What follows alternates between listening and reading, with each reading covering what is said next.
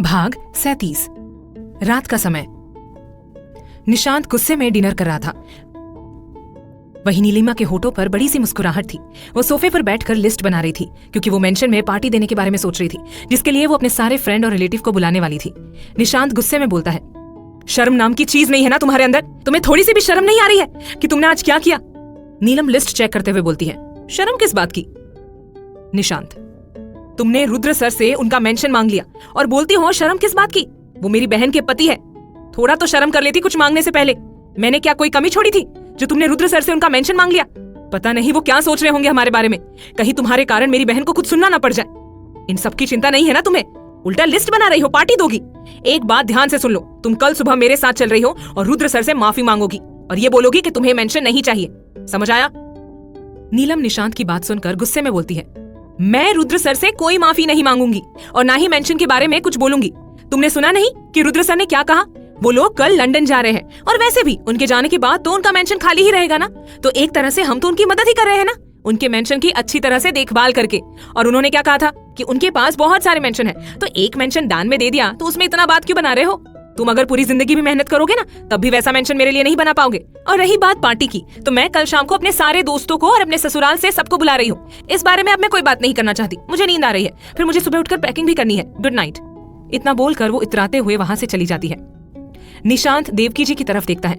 देवकी जी उसे समझाते हुए बोलती है, बेटा तू तो नीलम के स्वभाव को अच्छी तरह से जानता है ना। जो चीज उसे एक बार पसंद आ जाती है फिर वो पूरी जान लगा देती है उस चीज को हासिल करने में। रहने दे, अब ज्यादा नाराज मत हो। मुझे तो इस बात की खुशी हो रही है कि मेरी श्रेया को बहुत अच्छा जीवन साथी मिला है जो उसे पूरी जिंदगी खुश रखेगा। निशांत भी देवकी जी की बात सुनकर मुस्कुराते हुए बोलता है, आपने सही कहा माँ, श्रेया रुद्र सर के साथ पूरी जिंदगी खुशी से रहेगी। अब मेरी भी टेंशन दूर हो चुकी है श्रेया की शादी को लेकर। वहीं दूसरी तरफ रुद्र और श्रेया डिनर करने के बाद कमरे में जाते हैं। श्रेया अलमारी से कपड़े निकालकर क्लोजेट रूम में कपड़े चेंज करने चली जाती है। थोड़ी देर के बाद वो कपड़े चेंज करके बाहर आ जाती है और रुद्र की तरफ देखती है। रुद्र सोफे पर बैठा हुआ था और लैपटॉप में कुछ काम कर रहा था। उसने अपना शर्ट खोलकर साइड सोफे पर रखा था। उसके 6 पैक्स एब्स देखकर तो श्रेया खो सी गई थी। वो बिना पल के झपकाए उसके परफेक्ट बॉडी को ही देख रही थी। तभी रुद्र लैपटॉप में काम करते हुए बोला, ऐसे मत देखो मुझे वरना मैं अपना कंट्रोल खो दूंगा।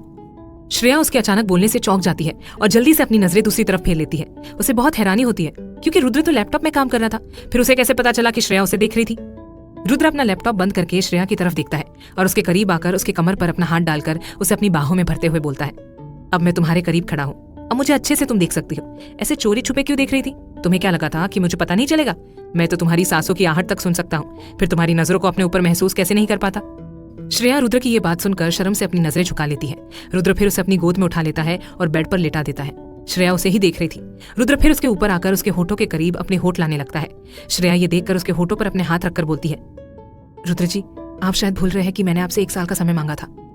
रुद्र ये बात सुनकर उसका हाथ अपने होठों से हटाकर बोलता है, तुम्हारा वो 1 साल मुझे बहुत गुस्सा दिलाता है। देखो अब मैं कंट्रोल नहीं कर पाऊंगा।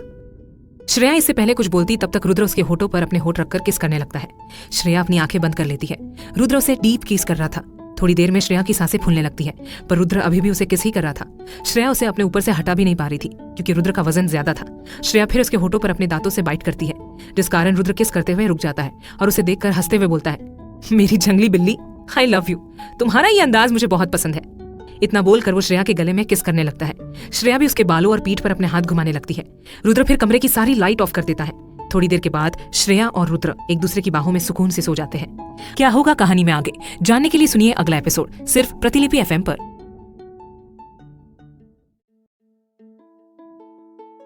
भाग 38। सुबह का समय। श्रेया की नींद खुलती है। वो अपने बगल में देखती है पर वहां रुद्र नहीं था। वो फिर नहाने चली जाती है। थोड़ी देर के बाद वो नहाकर बाहर कमरे में आती है। तभी रुद्र उसके पास आकर बोलता है, गुड मॉर्निंग जान। श्रेया मुस्कुराकर उसे गुड मॉर्निंग बोलती है। रुद्र अपना गाल आगे करके बोलता है, ऐसे नहीं, पहले गुड मॉर्निंग किस दो। श्रेया, कोई किस नहीं मिलेगी, चुपचाप से जाइए और जाकर रेडी हो जाइए, हमें एयरपोर्ट भी जाना है वरना हम लेट हो जाएंगे। रुद्र उसका हाथ पकड़कर उसे दीवार से लगा देता है और उसकी आंखों में देखते हुए बोलता है, मैंने कहा पहले गुड मॉर्निंग किस दो, मुझे कोई लेट नहीं हो रहा और तुम शायद भूल रही हो कि हम प्राइवेट प्लेन से जाएंगे। अब चलो किस करो मुझे। श्रेया फिर से अपना सिर ना में हिला देती है। रुद्र, ठीक है फिर मैं किस अपने तरीके से ले लेता हूँ। इतना बोलकर वो जैसे ही अपने होठ उसके होठों के करीब लाने लगता है तभी श्रेया अपने दोनों हाथों से अपने होठ ढक लेती है। रुद्र उसकी आंखों में देखकर बोलता है, अपने हाथ हटाओ। नहीं, मैं अपनी पूरी कोशिश करूंगी आपको रोकने की। रुद्र उसकी ये बात सुनकर अपनी एक आईब्रो उठाकर बोलता है, अच्छा, पूरी कोशिश करोगी? ठीक है, मैं भी देखता हूँ तुम कब तक ऐसी ही खड़ी रहती हो। तुम तो जानती हो ना कि मैं बहुत जिद्दी हूँ। मैं तब तक तुम्हें यहाँ से नहीं जाने दूंगा जब तक तुम मुझे किस नहीं करती। श्रेया उसे कुछ नहीं बोलती। वो अपने होठों पर अपने हाथों से ढके हुए ही उसे देख रही थी। रुद्र भी उसके दोनों तरफ अपने हाथ किए हुए उसकी आंखों में देख रहा था। कुछ देर बाद श्रेया अपना हाथ हटा लेती है। क्या हुआ? कोशिश नहीं करनी मुझे रोकने की? कर लो कोशिश। नहीं, मैं जानती हूँ कि आप मुझे यहाँ से जाने नहीं देंगे और न ही आप जाएंगे, इसलिए आप मुझे किस कर लीजिए। रुद्र ये सुनकर मुस्कुरा देता है, फिर उसके होठों पर अपने होठ रखकर किस करने लगता है। श्रेया अपनी आंखें बंद कर लेती है। कुछ देर लंबी किस करने के बाद रुद्र उसके होठों से अलग होता है। दोनों लंबी सांसें ले रहे थे। रुद्र फिर उसके माथे पर किस करके बोलता है, तुम चलो, मैं आता हूँ। श्रेया कमरे के बाहर चली जाती है। थोड़ी देर के बाद रुद्र भी रेडी होकर नीचे हॉल में आता है। श्रेया अपनी माँ और अपने भाई से सोफे पर बैठकर बात कर रही थी। वहीं नीलम मेंशन को घूम घूम कर देख रही थी। वो फिर रुद्र को देखकर उसके पास आ जाती है और मुस्कुराकर बोलती है, रुद्र जी, आप लोग कब निकलेंगे एयरपोर्ट जाने के लिए? रुद्र उसकी बात सुनकर उसे घूर कर देखते हुए बोलता है, क्यों, आपको बहुत जल्दी है हमें यहाँ से भेजने की? नीलम रुद्र की ये बात सुनकर थोड़ा घबरा जाती है और कहती है, नहीं, मेरे बोलने का मतलब ये था कि आप लोगों को लेट ना हो जाए, इसलिए, वरना आप जब तक चाहे यहाँ रुक सकते हैं। रुद्र उसे कोई जवाब नहीं देता और फिर श्रेया के पास आ जाता है। श्रेया रुद्र को देखकर खड़ी हो जाती है। देवकी जी रुद्र के सामने अपने हाथ जोड़कर नमस्ते बोलती है। रुद्र भी उन्हें नमस्ते बोलता है। देवकी जी, आप लोग वापस कब आएंगे? रुद्र, अभी नहीं बता सकता, पर आप चिंता मत कीजिए, मैं आपकी बात रोज श्रेया से करवाऊंगा, वीडियो कॉल पर, और श्रेया की चिंता बिल्कुल मत कीजिए, मैं उसका पूरा ध्यान रखूंगा। देवकी जी श्रेया के गाल पर अपना हाथ रखकर बोलती है, मैं जानती हूँ और मैं इस बात से पूरी तरह से निश्चिंत हूँ कि आप मेरी श्रेया का पूरा ध्यान रखेंगे। श्रेया अपनी माँ के गले लग जाती है। देवकी जी भी प्यार से उसके माथे पर किस करती है।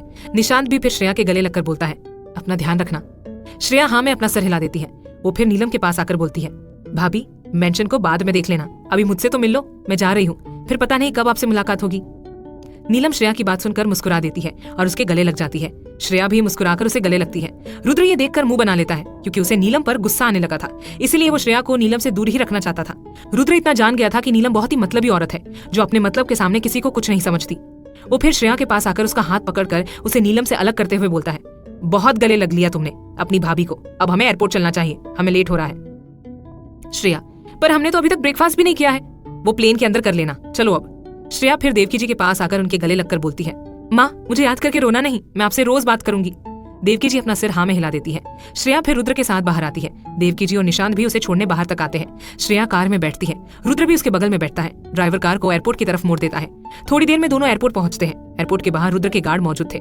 श्रेया और रुद्र कार से उतरकर एयरपोर्ट के अंदर चले जाते हैं, जहाँ रुद्र का प्राइवेट प्लेन था। रुद्र श्रेया का हाथ पकड़कर उसे प्लेन के अंदर ले जाता है। श्रेया अंदर जाकर देखती है, अंदर सोफा लगा हुआ था, टीवी लगा था और वहाँ था एक कमरा जहाँ बेड भी था। ये सब श्रेया पहली बार देख रही थी। वो रुद्र से बोलती है, रुद्र जी, ऐसा प्लेन तो मैंने पहली बार देखा है, ये कितना अच्छा है। रुद्र मुस्कुराकर उसे सोफे पर बैठा देता है और उसके बगल में बैठते हुए बोलता है, तुम्हें अच्छा लगा ना? बस, मुझे ये जानकर बहुत खुशी हुई। श्रेया मुस्कुराकर उसके कंधे पर अपना सर रख लेती है और खिड़की के बाहर देखने लगती है। प्लेन थोड़ी ही देर में उड़ान भर लेती है। क्या होगा कहानी में आगे जानने के लिए सुनिए अगला एपिसोड। क्या आप भी चाहते हो कि श्रेया और रुद्र की ये कहानी हर उस इंसान के दिल तक जाए जिसे प्यार और दोस्ती का एहसास चाहिए? तो देर किस बात की, अभी नीचे दिए हाइप बटन को प्रेस करो। Like, share, subscribe. Sufiana FM, कहानियां जो दिल छू जाएं।